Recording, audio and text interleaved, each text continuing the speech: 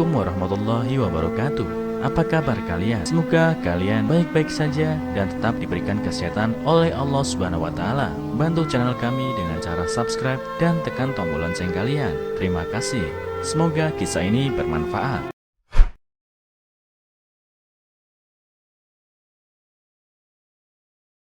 Dia setiap hari memergoki putranya, selalu mencuri roti di toko. Dia pun membuntuti anaknya dan terperanggah dengan apa yang dilihatnya.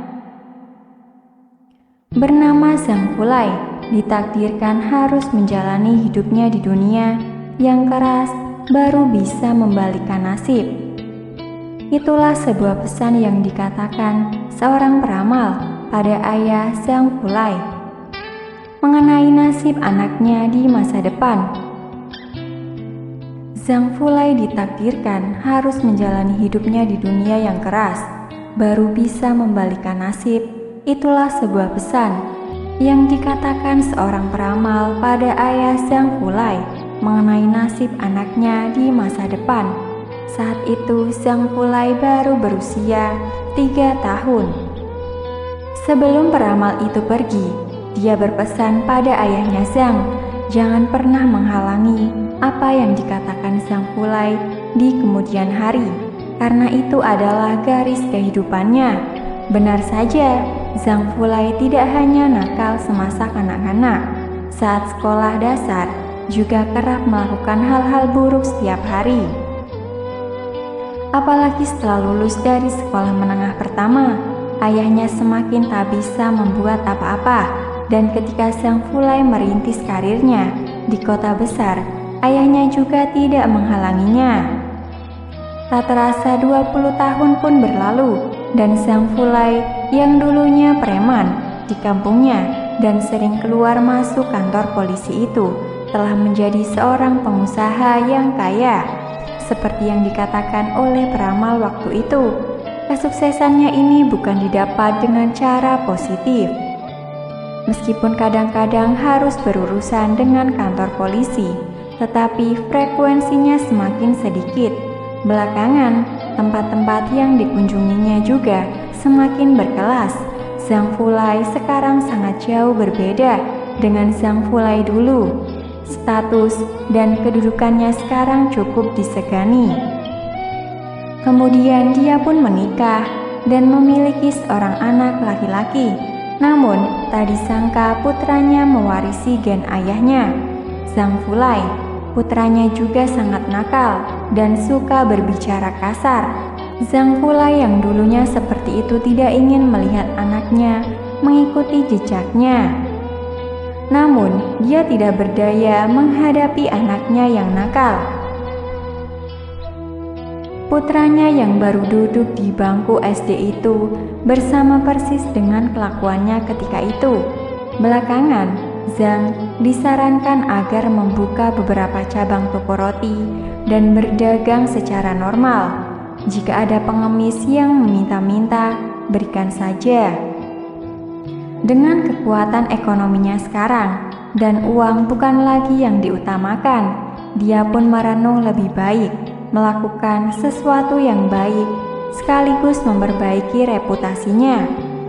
Karena merekrut ahli pembuat roti sehingga usahanya maju pesat, dan tak lama kemudian ia merekrut beberapa karyawan baru. Namun terjadi sesuatu yang aneh di tokonya.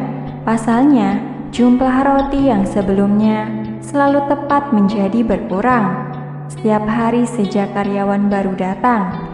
Meskipun Zhang Fulai tidak peduli apakah bisnis roti yang menguntungkan atau tidak, tetapi sesuatu yang terjadi di toko juga tidak bisa dibiarkan begitu saja. Karena itu, Zhang Fulai secara diam-diam memasang CCTV. Tak lama kemudian, Zhang Fulai melihat orang yang mencuri roti. Tapi ia terkejut dan tak habis mengerti karena yang mencuri roti itu bukan orang lain, melainkan putra semata wayangnya.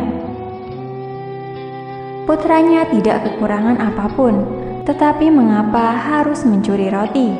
Gumamnya bingung.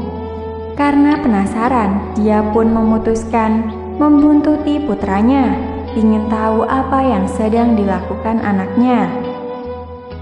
Keesokannya, saat putranya pulang dari sekolah dan secara diam-diam mengambil beberapa roti di toko, langsung pergi.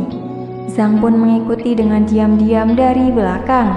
Ketika tiba di sebuah gang, anaknya mengeluarkan roti yang diambilnya dari toko dan memberikannya kepada para pengemis. Setelah itu, anaknya langsung pergi sambil tersenyum ceria. Melihat kejadian itu, Zhang Fulai tiba-tiba tersentak, seakan mengerti sesuatu. Malamnya, Zhang Fulai bertanya kepada putranya, mengapa dia mengambil roti dan membagikan pada para pengemis. Tetapi putra yang keras kepala tidak mau mengatakan apapun. Zhang Fulai terpaksa meminta istrinya membujuk anaknya untuk mengatakan alasannya. Ternyata anaknya melihat dirinya membagikan roti kepada pengemis, tetapi tidak banyak. Setiap kali melihat ekspresi bahagia pengemis itu menikmati roti, dia pun ingin melakukan hal yang sama seperti orang tuanya, apalagi roti di toko juga sangat banyak. Zhang Fulai terdiam dalam keheningan. Sementara istrinya sudah berlinang air mata. Mereka tidak menyangka sikap dan perilaku mereka telah menjadi contoh bagi anaknya. Walaupun awal membagikan roti itu hanya untuk memperbaiki nama baiknya sendiri, tetapi anaknya menjadikan perilaku mereka sebagai contoh. Tampaknya kita selaku orang tua harus lebih berhati-hati. Jangan sampai melakukan hal-hal negatif di depan anak yang dinantikan akan dicontoh oleh anak-anak kita. Keesokan harinya, Zhang Fulai memutuskan membuka 10 cabang toko roti di kota yang sepenuhnya untuk amal kebaikan. Tidak peduli apakah pengemis atau orang-orang miskin, pasti akan mendapatkan roti secara cuma-cuma.